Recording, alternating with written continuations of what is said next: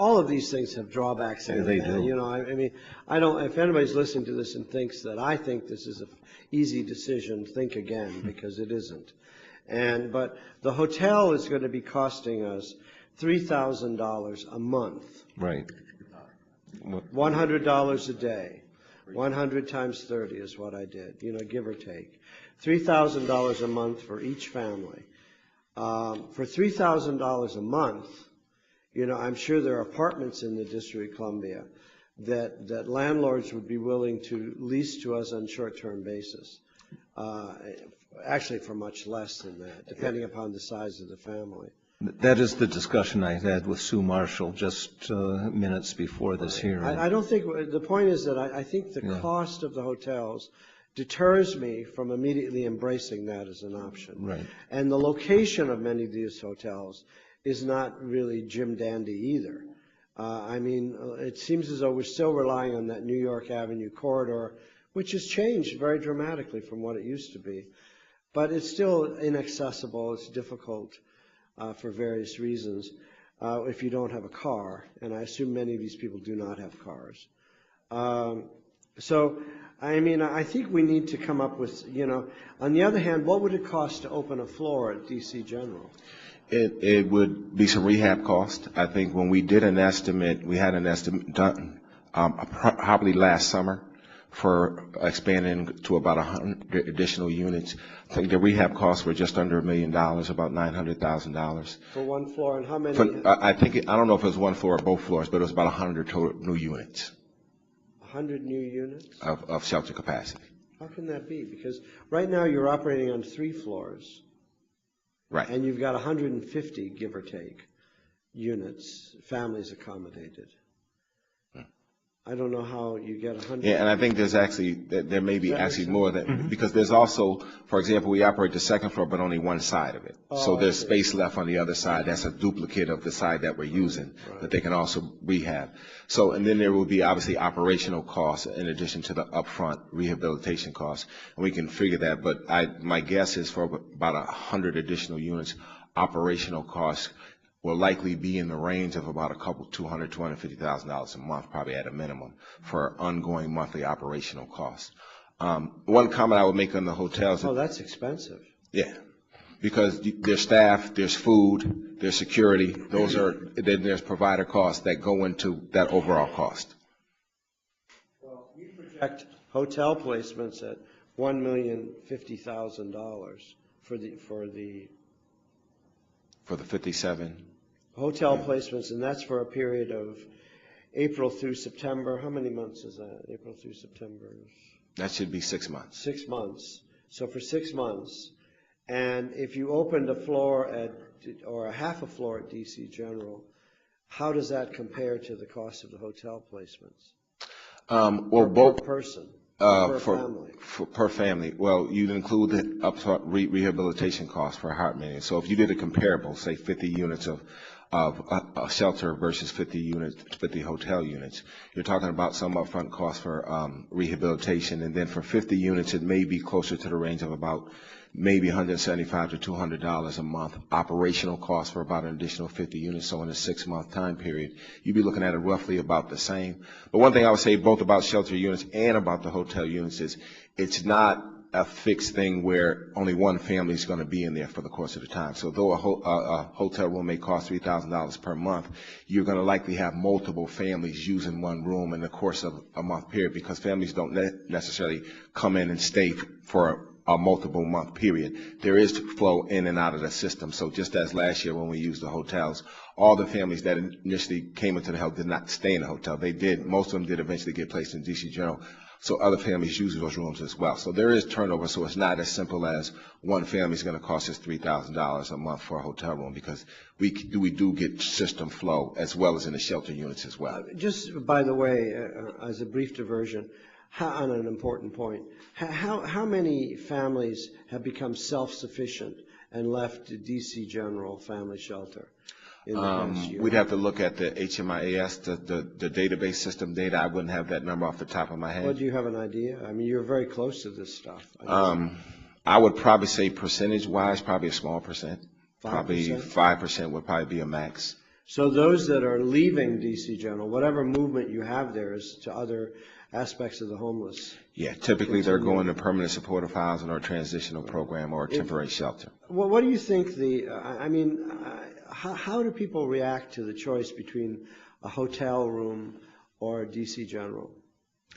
Oh, I can tell you that a hotel room is much more desirable than DC General. Yeah. Even though it might not be that much bigger. Right. Right. And it's much more desirable because you have your private space. There's a little bit more. The way it operates is a little different. It's a hotel room. There's privacy. You have your own private bath quarters. And depending on the hotel, you may have your own refrigerator. You may have your own microwave. So there's typically more privacy and amenities there that you won't have a DC General shelter. And you don't have the rules aren't the same exactly at a hotel as they are at shelter. Right. So that's a major plus for yes. hotels. And the folks that we have in hotels, are we feeding them as well? It depends. Again, we have the main hotel that we were using initially during last winter. It had refrigerators and microwaves. So the vast majority of the families that we have are receiving TANF as well as food stamps. So for those families, they were using their food stamps to get meals. We were supplementing meals as necessary. For example, we can give them food cards. And also, we can transport them over to DC General for meals as well. But people are being fed at DC General. Yes. Even people who have TANF and who have yes. food stamps, we're still feeding them. Yes. I don't know. I guess one of the reactions I have is that what was the condition of the hotel? Was it a nice hotel? We use a number, I think a total of 3 different hotels during the course of the winter season, and they weren't 5-star hotels by any stretch of the imagination, but I would say that these were too many 5-star. right. But these were hotels. For example, New York Avenue had been recently remodeled, so I think they were decent hotels. They weren't your better hotels in the city, but they were decent hotels. Because I recently stayed in a hotel in Los Angeles, and the hotel was just a little over $100, and I thought it was really fine. And so I wonder about why we couldn't get a better price on these hotel rooms. And it does depend on the time when you're renting the rooms, the days, and it depends on the hotel, because some of the hotels were cheaper than others. So that may be an average price, but some hotels were below the $100 range. Right, because you've got a situation where you're at peak season for Washington. Exactly. Because you're in this summer. And what about transportation? Who is paying for that? What we would do in that situation is, obviously, the hotline would provide transportation as needed if they're going to and from either Virginia Williams to get placed in a hotel, if they're going to and from DC General as well. And then we also would provide tokens or other assistance transportation as needed, particularly to get to schools or get to other places. Now, you project, if we go the hotel route, you project a total additional cost of $2.7 million.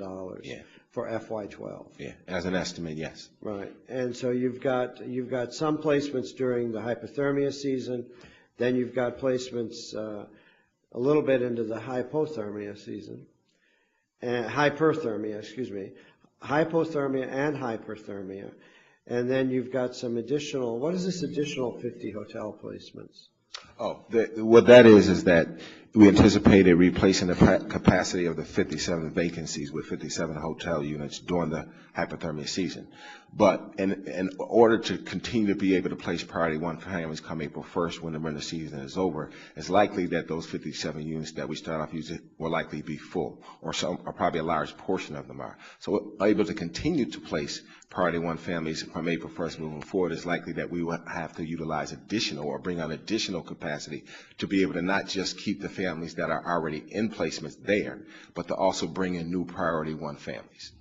Now, are there any families today in hotels? No. So, but you had 30, is that what I'm? Yeah, we had 30 at the end of the previous hypothermia season, but they were all out by July. Where did they go? The combination, most of them went to DC General. Some of them may, and we can look at the records, but some of them may have went to some of the housing programs, but I would say the vast majority of them got placed at DC General or maybe some of the community-based shelter units. Even though you were reserving 57? Right, we weren't at that time. And when the season ended in April, we were not reserving units. We were just moving the families out of hotels. How difficult was it to move people out of hotels? I mean, there was some logistical challenges to that. But as soon as we had a space available at DC General, we would notify the family that a space was available and give them the appropriate amount of time to be able to get them into DC General, and we would provide transportation or whatever was needed. One of the things that may have operated in the last few days is just simply word of mouth knowledge that shelter was available again. How do you think this word of mouth knowledge is going to operate when people become aware of the fact that we are anticipating 107 hotel placements? Well, I don't know that people necessarily, well, they may know that now, but I think that does, I think that definitely. I think if I was listening to this hearing, I'd be on the phone, yes. You know, hoping that somebody was still working at DHS. Yeah, and I think it does, because one of the things we talked about in our, as Mr. Todd spoke about our hypothermia debriefing meeting, which is the kind of preliminary to our winter planning for the next season. One of the things that we did notice over the previous winter season is that the hotel placements did pique people's interest and did drive capacity to a certain extent, because obviously a hotel placement is much more desirable, not just then to go to DC General, but is in many senses much more desirable than being doubled up with a family member or friend, even though we may be able to continue to stay with that family member or friend. Right. No, I can see it. And you know, the word is now out that we are preparing to accommodate 57 family hotel rooms for 5,032 room nights during the hypothermia season. I mean, that's what, you know, I mean, we can't operate in secret. No. You know, and so there you go. I mean, and then unless we find some of the other alternatives that you spoke of. Exactly. And I think that's what we should be exploring.